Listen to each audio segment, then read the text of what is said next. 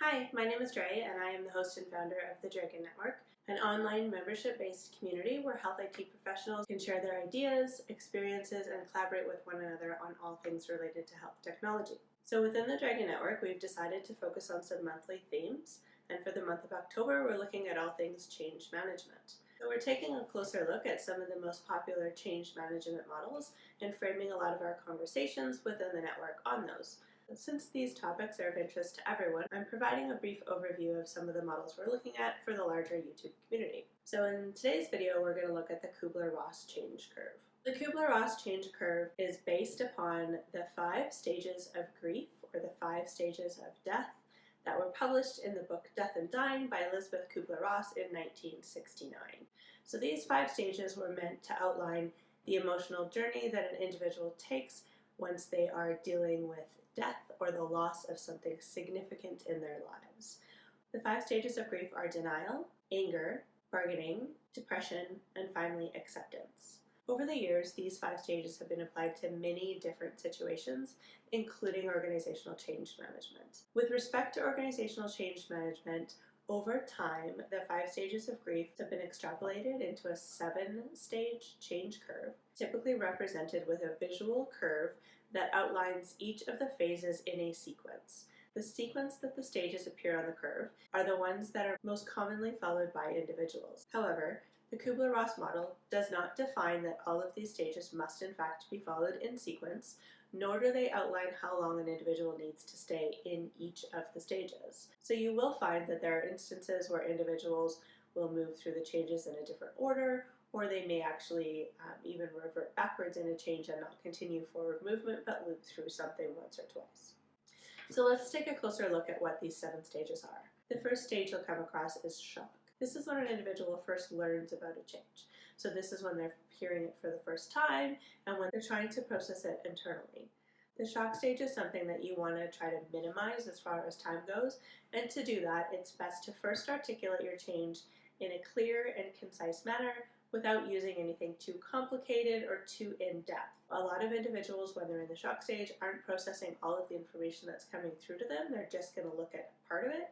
So you want to make sure that you're not diving too deep into the weeds on these first communications, or it may just confuse them more. Once someone has left the shock stage, they most typically go into denial, where they simply don't believe the change is going to happen or that the transformation is about to take place. So their denial may be focused on the entire transformation as a whole and having it not apply to the organization, or it may be individual and to think that, even if the change does occur, it's not going to impact me, so I can just forget about it. The denial phase really is another one where you want to continue with your communication. So you want to make sure that you clearly articulate who the change applies to, what the change is actually going to be, and when we're looking at the change happening, as well as why it's going to occur. So the why in this component is very important, so people start to understand what it is and can really focus their attention on processing the information. Following the denial phase, most individuals will flow into frustration. The frustration phase in the 7-stage model is actually one that was developed off of the original anger stage in the 5 stages of grief. So the adapted model has taken some of the components from bargaining as well as some of the things from anger and put them together in this frustration phase.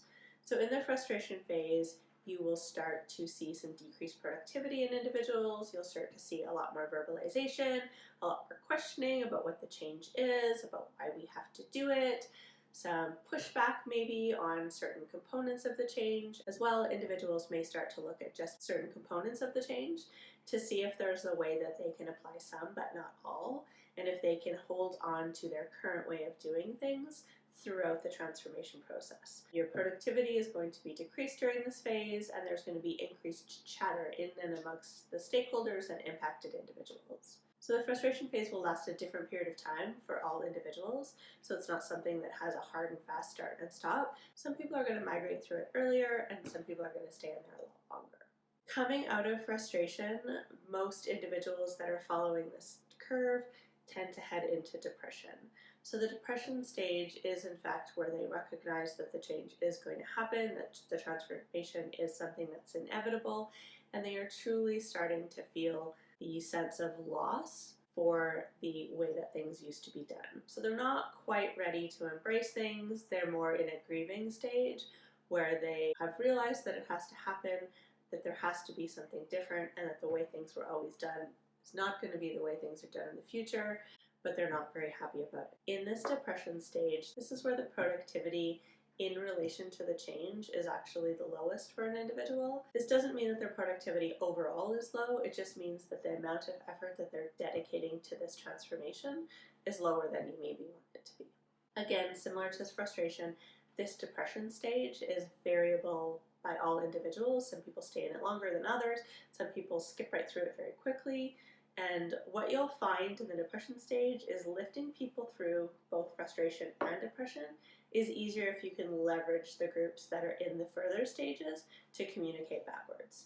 Throughout this entire process, you want to make sure your communication is very, very strong and that you have an open path should they have any questions. Coming out of the depression, we start to go into the experiment phase. So this is, again, they've recognized that the change is going to happen, that they have some sort of role to play in it, and they're starting to learn a little bit more about it. So what exactly does it mean? How exactly is this going to impact my day-to-day, and what is it that I have to focus my attention on? You'll start to see some productivity increases in this phase. You may start to see some glimmers of excitement, but you will see people start to actually move their way through the activities and participate in things that need to be done.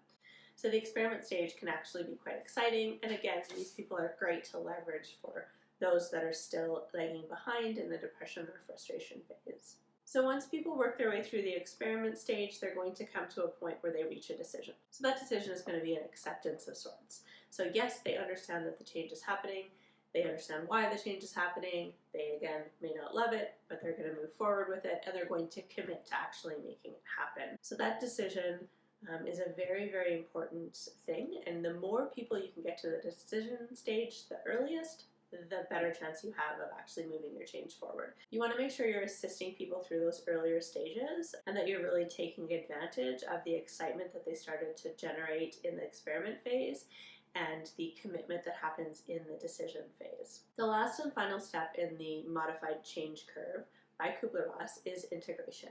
So this integration phase is where you'll see the majority of your organization or your impacted team members come together and really work to incorporate the change into their day-to-day lives. You'll start to see them actually look at things as the way things are done and not the new way things are done. This again is something that people are going to reach at varying stages.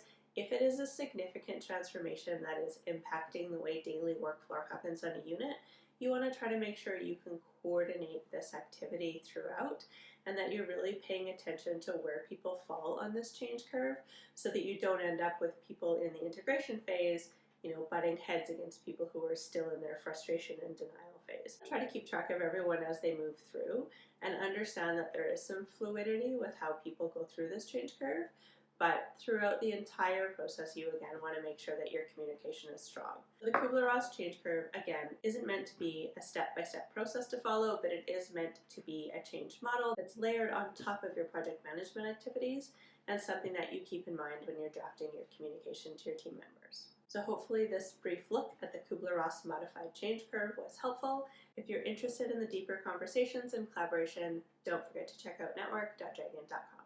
See you next time.